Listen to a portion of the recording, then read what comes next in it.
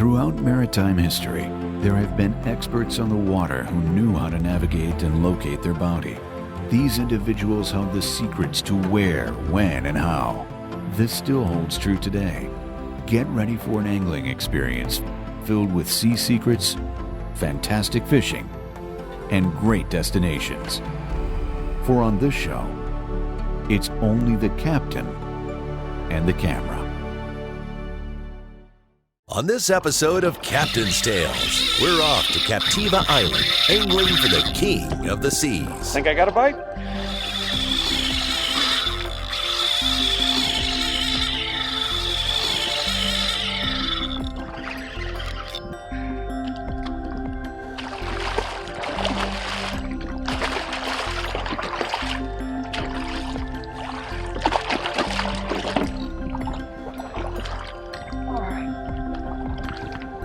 This is what you call a big Captiva Kingfish.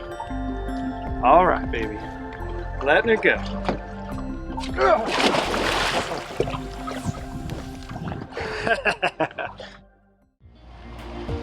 On this charter, we are leaving from South Seas Island Resort, staying inshore on the edge of Captiva Island, Florida. Our captain on this trip is Ozzie Fischer of Bday Fisher Charters. And today, our target species is the toothy and powerful kingfish.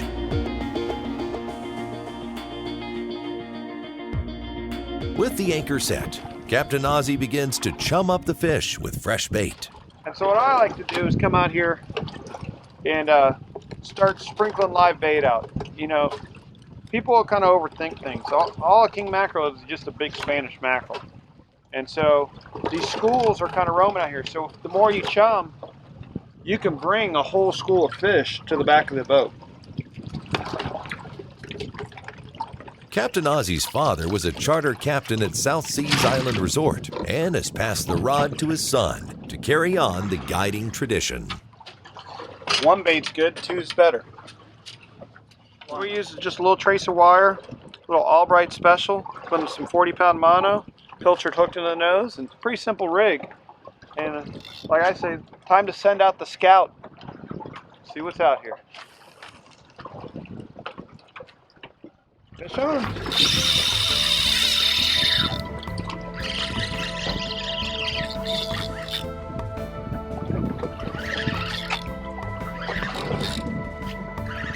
That sound never gets old.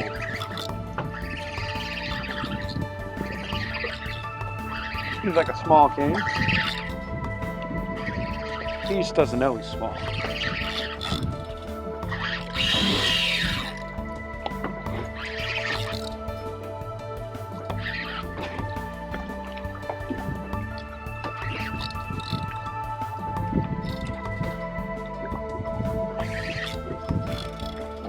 It's like the typical average kingfish in Southwest Florida, 8 to probably 10 pounds. Majority of what our fish are here. Guess we got two on. That's a little bit bigger fish. Now what do I do?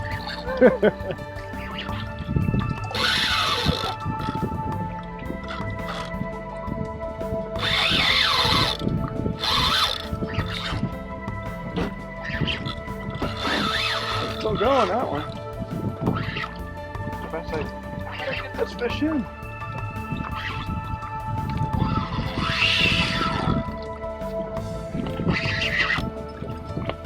It's kind of like the expression, I guess I bit a little more than I can chew. Oh, he's already in the front. I guess I'll, good night, King. A little bigger than I thought.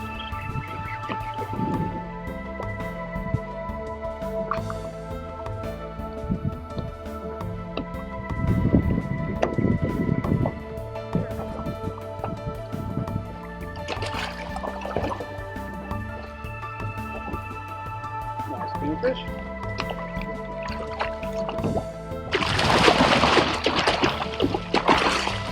Alright, got this fish about done. See if I can take the hook out of him and still got a little bite. There he goes.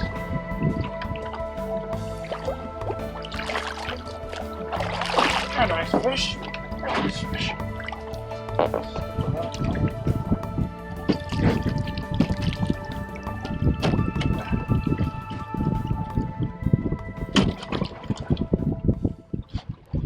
That's a good kingfish.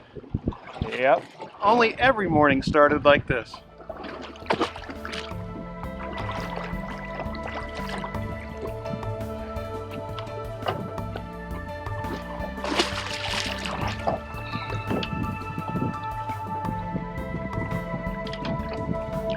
Always stick your rod in a rod holder when bringing in a fish if you're allowed.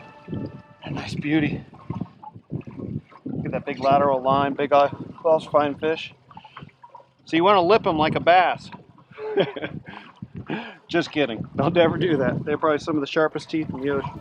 All right, we're gonna let him go. Cut this little trace of wire, and he'll be good to go. Nice fish, about 25 pounds. Good start to the morning.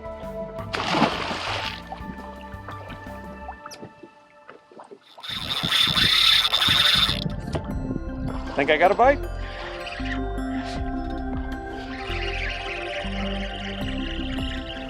As fast as they run away from you, they run at you. That's how I lose most fish on charters. People think the fish gets off, but all the fish is doing is turn around running at you.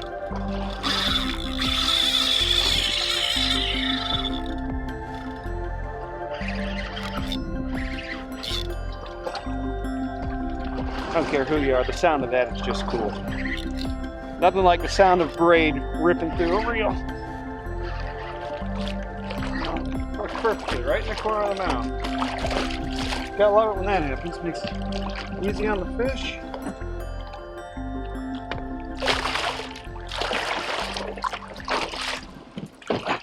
I was a cat wrangler in an earlier life. Nice little king. About 8-9 pounds. It's nice when you can call an 8-pound fish a small one. Look perfectly. You get these fish, always throw them head first. Get that water right through the ring. Here we go. Today we left from my home marina, South Seas Resort. You can see it behind me here. Beautiful marina. And it's a big resort. It's about 1.5 miles. Probably one of the top family destinations in all of Florida. Really a great place. And we left from here this morning about 8 o'clock. Went out and we headed offshore about 3.5 miles, inside of land, and went out and just, the plan was to live chum kingfish and hopefully get them going and throw some artificial lures at them. And it worked out. These new rods by Shimano called Therese. This is a very light rod, but very powerful. I really like them. This is a 30 to 65 pound rated rod. I have 30-pound braid on here. I use the Shimano Sargosus. This is a 6,000. I use the 6 and the 8,000. Of all the reels, these are what I found have been the best reels for me. I pretty much have gone to exclusive to all Sargosus, and for everything I'm doing offshore and inshore now. Really a great rod. Got a big handle to grab onto, so got a lot of torque in them, and I've caught countless fish on them, and their drags are still as smooth as the day I got them. So they're really a good quality reel, and that's important when you go and get a rod and reel. You want to get a good reel. Too many people try to go cheap on it. What happens is they'll start break, especially with bigger fish. They're not. You can see how fast those kingfish were running. You wear your drags out. These reels are made for that type of fishing. So I highly recommend this setup. And for a 30 to 65 pound rod, that's pretty light. See, 2 fingers, and you can see how well it's weighted. That's how you can always tell you have a good setup too. If it starts dipping, it's not weighted properly. See how even that is? That's a great setup right there. Fishing for king mackerel, you gotta use wire. What I like is number 5, and very simple. Any place will have it, and it comes bundled up like this. What you want to use is what's called a haywire twist when you put it on, and they even sell tools if you don't know how to twist wire with your hand to help you twist the wire. And it's very important, if you can see here, the wraps are what hold it, and then the twist right here is actually what holds it, and then you wrap it around the end and break it off. Everybody thinks it's the wrap. It's actually the wire twisted on itself, and that keeps it from pulling down on itself. Too many people just do the wraps, and you got to make sure they're twisted and on top of each other, if you can see that. A lot of people get mixed up between a threadfin herring and a pilchard, but you can tell by two things. The pilchard, you can see, has the bigger eye, and the threadfin herring is smaller eye, and also has this, which they call, that's why they call it a threadfin. So I netted those, and we started off, you know, fishing those, and I was live chumming with these. Once I got the fish going, we got a couple on live bait, and I kept chumming, the fish got more active. I wanted to throw lures. And so one of the lures we use is what's called a skitter walk. And it's a topwater lure. This is actually an inshore lure. A lot of the stuff that will work inshore will work offshore. You just have to find different applications how to use it. The other lure we were throwing, I was throwing a hoagie lure. And I was throwing it on a jig head. Unfortunately, this is all I have left because we went through all of them. They work so well. But you can still see part of the head. And just very simple rig. You know, you use a number 5 wire, which you can find in any tackle shop. And, you know, a jig head, you want to find one with a good hook on it. Too many jig head companies you'll get, they don't have strong enough hooks. So if you hook a big king or something like that, it'll straighten out on you. So it's very important you find a good, sharp, strong hook. At the end of the day, we got a really big king. I'm the biggest one. I got one about 40 pounds. And actually the hoagie we had was bit in half, but I used it like a bucktail jig. I let it sink down the bottom and worked it up like a jig. Our fishing here is, everything's definitely season based. It's great because you can fish year round here, but certain fish are here at different times of the year. Like the king mackerel are typically here in the fall and in the spring. You know, tarpon are typically here at the end of spring, early summer. You know, we have snook and redfish year round, but we have a good grouper fishery in the fall and winter that come in close. So the best thing if you want to go fishing, you know, ask your captain, ask me what's running that time of year. Because you might have plans to catch a certain fish and they might not be here. But one thing you can say about our fishery in Captiva is we always have fish here, and it just depends on time of year what you're going to catch. Everything I do now, I pretty much owe to my dad. My dad started the whole guiding thing out of South Seas in 1972. No matter how busy my dad was, he always had time to take me and my brother fishing. And he got me my first boat when I was 12 years old. And I've always loved the water. It always came easy, natural to me. You know, I've been doing it 20 years full time, and I still love my job, and not a lot of people can say that. I feel fortunate. If I had to sum up the day, I said it doesn't get any better. I mean, for me personally, I caught the biggest king I've ever caught on an artificial lure right at the end. And anytime I get to go fishing and throw lures, I love it, whether it's inshore or offshore. And today was a little bit better than my expectations. So I was very happy and very pleased.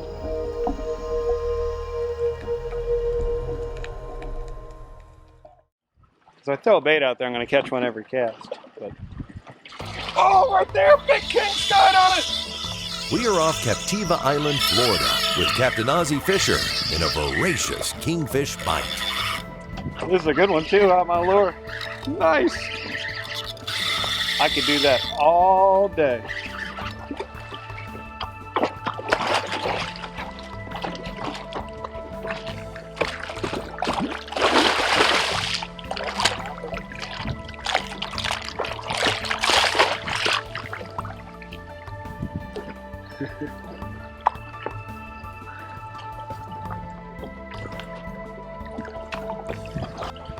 All right, laying my kingfish. I caught my skitter walk, my redfish trout snook lure. I think he liked it. Worked perfectly. You get these fish, I always throw them head first. This is probably my favorite inshore lure.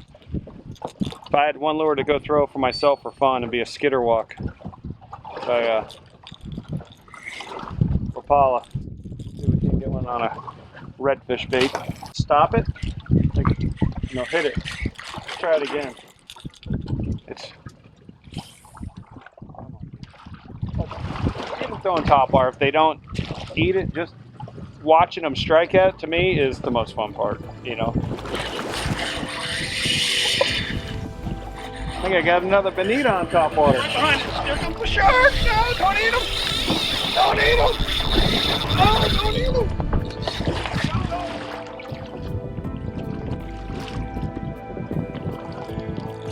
Here we go. You know how good that's got to taste to a shark? Because they can't catch a kingfish or a bonita on their own. It's got to be just like a nice jelly donut. Oh my God!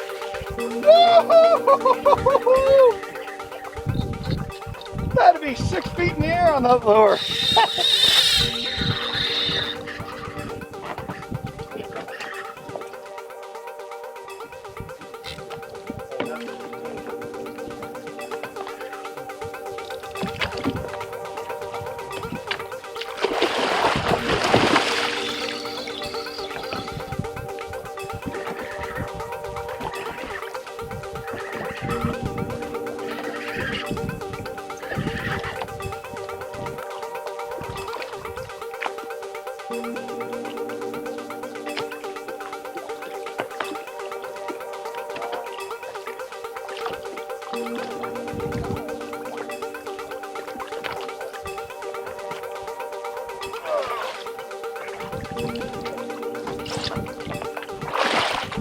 That's a nice fish.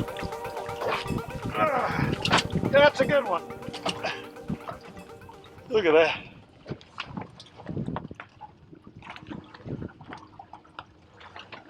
That is a nice fish, an artificial lure. Love it.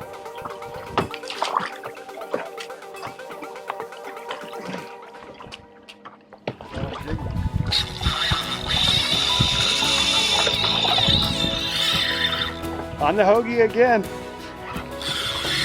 I had half a tail, so I worked it like a bucktail jig and hit it.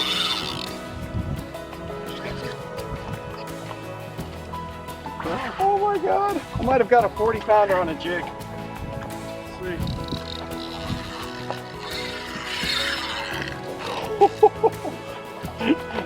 Got me a tournament winner on a hoagie.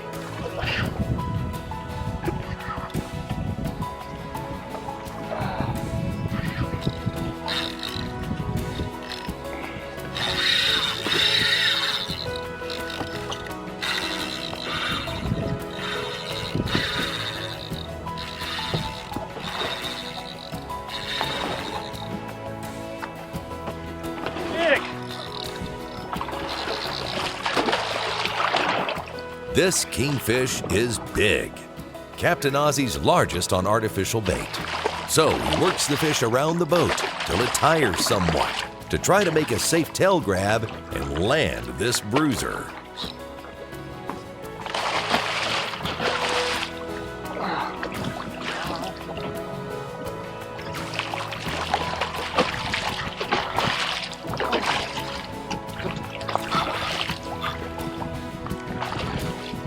I can say that's the biggest kingfish I've ever caught. Oh. That is a giant.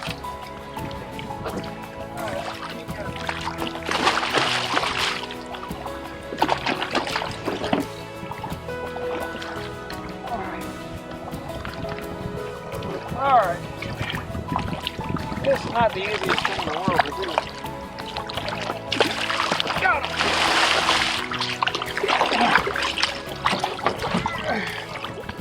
Captain Ozzie's family history, boat skills, and angling experience to locate and catch these large, explosive, and powerful fish are second to none. He is relaxed, knowledgeable, and has a very entertaining sense of humor for a wonderful day on the water. This is what you call a big Captiva kingfish. All right, baby. Letting her go.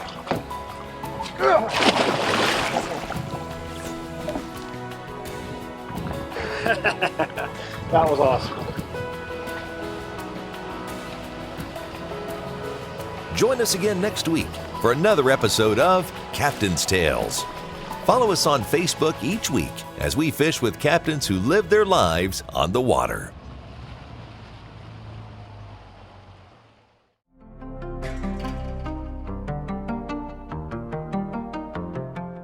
Join us again next week for another episode of Captain's Tales, and try one more fishing spot online. Log on to www.captainstales.com.